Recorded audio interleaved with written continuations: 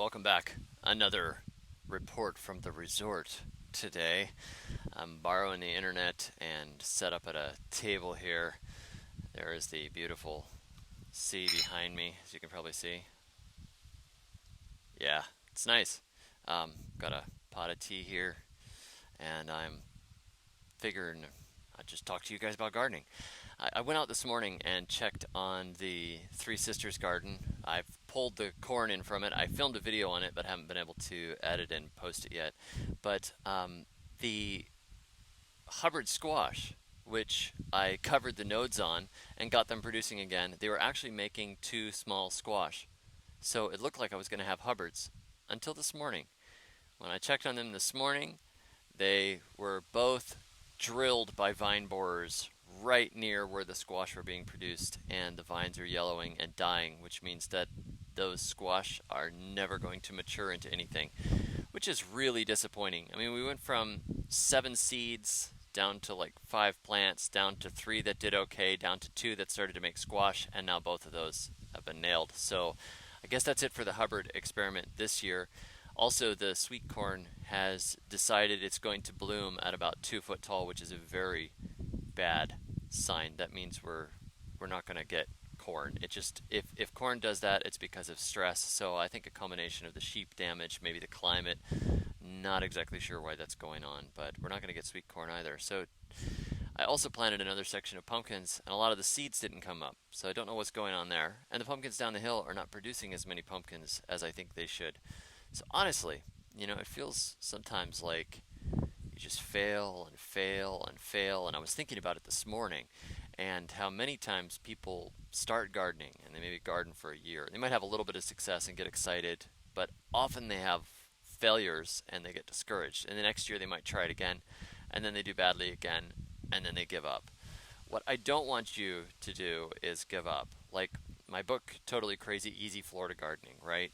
That book is quite popular. It's sold quite a few copies. It's highly rated on Amazon, and many people have written me and said, "Man, I tried the suggestions in this book and my Florida gardens are doing so much better than they ever did before." Well, the reason that's the case is because I failed a lot to make that book. I failed over and over and over again. I planted all kinds of things. I dealt with probably every pest problem you can deal with. I had plants get lost due to manure that had toxic herbicides in it. I had varieties get hit by stink bugs and caterpillars and nematodes and fire ants. I had the most terrible problems, but I gardened in Florida for over 2 decades. So over time, you start to realize which plants are going to sail through and which aren't. In this climate, I've only been here for, less than 2 years. So in less than 2 years, I've grown a lot of produce, and I have had a lot of failures. And that's the way you find success. You don't just give up. Like I this morning I was like, I just feel like giving up. I mean, losing everything right now. Everything's doing terrible. As I thought about it, everything is not doing terrible. There are things that are doing badly. I mean, when corn gets half eaten by sheep and then what's left of it doesn't do well, and when I mean, there was the pumpkin that I planted down the hill that was starting to make a pumpkin. I planted it on top of the melon pit that I dug. That I dug the big pit and I planted on top of it, and it was looking really, really nice. Well, I just went down there this last week, and one of the pumpkins had started to climb a little bit of bush there, and it was making a pumpkin. There was a beautiful pumpkin on it, about that big. And then vine borers drilled it just below where the pumpkin was forming. So now that pumpkin is never going to get any bigger than this. It's probably going to mature at about that size with whatever strength the vine has left in it after fighting off that attack. So you just go, oh, come on. You have to be kidding me. And I mean, pumpkins are pretty easy to grow as things go. I've had a lot of success with pumpkins. But, well, anyhow, I was thinking about it this morning and thinking I just feel like giving up sometimes. I mean, maybe I'll just write action novels from now on. I'm just going to write novels. That would be good. I'll quit gardening and write novels. But that's not the way I got good at gardening in Florida, and that's not the way I feed my family, and that's not the way I tell you how to garden in my books. So I'm not going to do that. I think about it every once in a while, like, why am I putting in so much work? Well, I'm putting in so much work so I have something reasonable and truthful to write about, and so I can conquer it. I mean, this is a brand new climate. We've got, clay, we've got a slope like this in places. There's a very pronounced rainy season, a very pronounced dry season. There's a lot of rocks in the ground. There's a lot of, there are pests here that I haven't dealt with before. There's just all kinds of things that are different. And when you look at it and say, I could very easily just give up. I'll never learn it that way. I was not a good gardener the first time I started gardening in Florida. I was terrible. Of course, I was only like 6 or 7 years old. But, I had a terrible time with all kinds of plants. I had bad gardens into my 20s. And, there always something that fails or does poorly in the garden. Some years you just don't have luck on a particular thing, and some years you have great luck.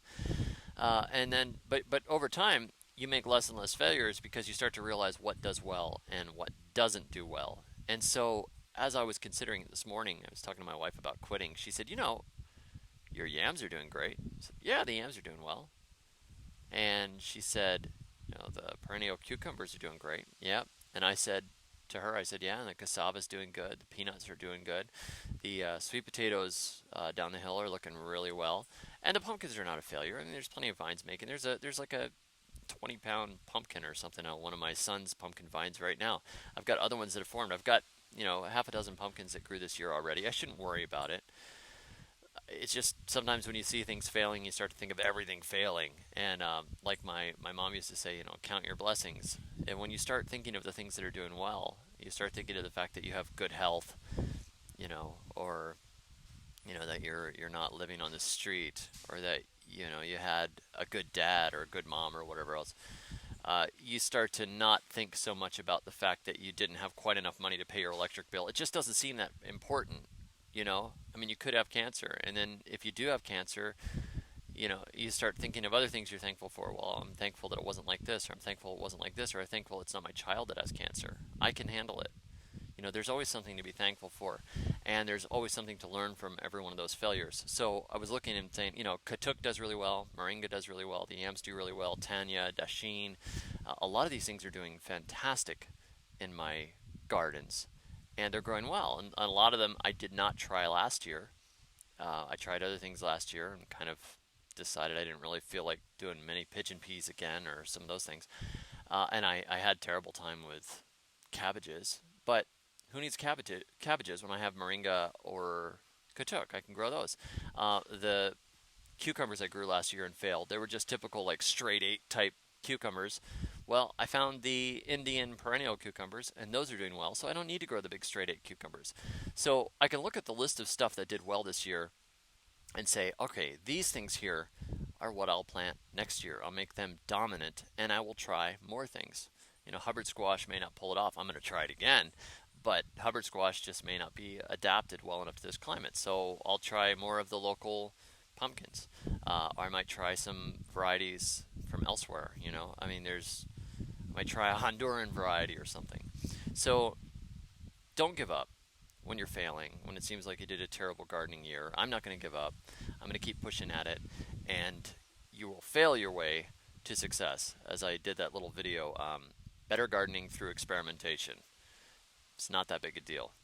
Thanks for watching. I'll catch up with you soon. Hopefully I'll have some better produced videos coming soon in the future. Appreciate you guys. Just wanted to tell you what was cooking and give you some encouragement. Until next time, may your thumbs always be green. Here, make you jealous.